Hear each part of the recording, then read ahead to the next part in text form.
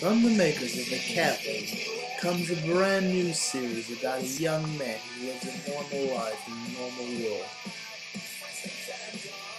He spends most of his day doing normal things like normal people and deals with normal stuff. This makes me feel that I'll never be quite normal.